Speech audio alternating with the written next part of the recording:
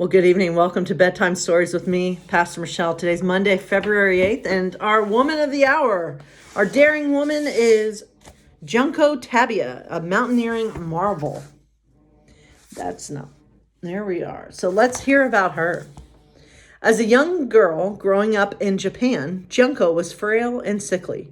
She battled pneumonia, fevers, and breathing problems. She never expected to do anything athletic. And besides, girls were expected to grow up, marry, and take care of their children in their home. That's what I was told my whole life, side note. When Junko was 10, she went on a school field trip to climb Mount Ashia and Mount Shanshu. That same year, she climbed Mount Nasu with her fourth grade class, and a whole new world opened up to her. She was mesmerized by the breathtaking beauty of nature and the joy and peace she felt while climbing. She continued to climb all through college, despite being ridiculed by male mountaineers who refused to climb with her. But she would not give up her passion. In 1969, she formed Japan's Ladies Climbing Club and spearheaded an all-female expedition to the Himalayas. Mountain climbing is expensive, and trips are usually funded by sponsors. But sponsors were scarce for female climbers. To keep costs down, the women made their own sleeping bags with goose feathers they brought from China and waterproof bags and gloves from recycled materials. What Junko loved most about mountain climbing is that it's not competitive. It's just you conquering the mountain at your own pace, and she was determined to do just that in 1975 when she set her sights on scaling Mount Everest. Near the top, disaster struck, and Junko was buried in an avalanche. She lost consciousness under several feet of snow and had to be dug out. Undaunted, she kept climbing. On May 16, 1975, she became the first woman to stand atop Mount Everest. Taking this amazing feat in stride, she remarked, "I can't understand why men make all the fuss about Everest. It's only a mountain." And she was just getting started. She now had a new goal, to be the first woman to reach the highest point on all 7 continents, known as the 7 Summits. And that's just what she did. After many years of climbing and persevering, she achieved her goal in 1992. My gosh. So she was born she would have been in her 60s when she reached it. Junko's passion for mountains she climbed grew and expanded into a new area, environmental conservation. She felt a great responsibility to care for the mountains that had given her so much joy. She regularly led cleanup climbs to pick up the trash left behind by the ever-increasing number of climbers in Japan and the Himalayas.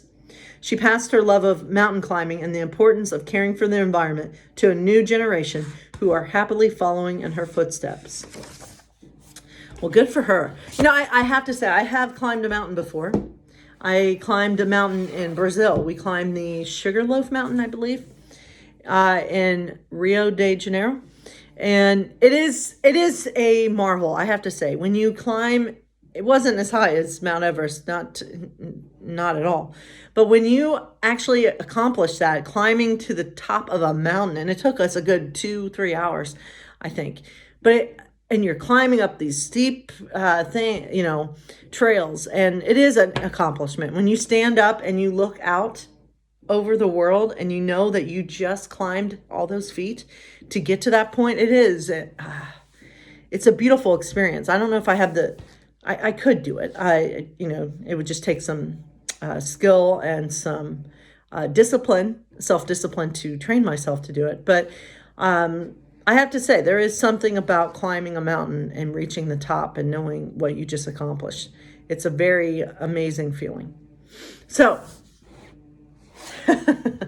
let's hear a story from Disney, and it's from The Little Mermaid. And it's called Ariel and the Seahorse Race. "Ariel!" King Triton's voice thundered. That's how I picture his voice. "Why would you want to sign up for the annual seahorse race? No mermaid has ever competed in it. It's for mermen only." Ariel raised her chin defiantly. "Mermaids ride seahorses too, Daddy, and Stormy may be small, but he's fast." "No, Ariel, I forbid you to enter the race. It's too dangerous." Ariel moped around the race course all week long. Her best friend, Flounder, tried to cheer her up, but it was no use. Then Ariel had an idea. "That's it! I'll pretend to be a merman." Ariel swam around the palace looking for a racing uniform and helmet. On the morning of the competition, Ariel hid with Stormy near the starting line, her tail swishing back and forth nervously. When everyone was in position, a spark shot out of the tip of King Triton's trident. The race was on. The racers steered their seahorses through the water at breakneck speed. When they reached the coral reef, many of the more powerful seahorses could not fit through and had to swim around. But Stormy was small, and Ariel was brave. They zipped in and out of the spiky coral. It was not long before they were in the lead. Stormy whipped around the next turn, but this time he was going too fast. Ariel's helmet hit the coral and popped off. Her long red hair streamed out behind her. The whole kingdom could see them now. The crowd gasped as they recognized King Triton's daughter. Ariel and Stormy crossed the finish line first. Ariel smiled broadly and waved, and then she caught sight of her father.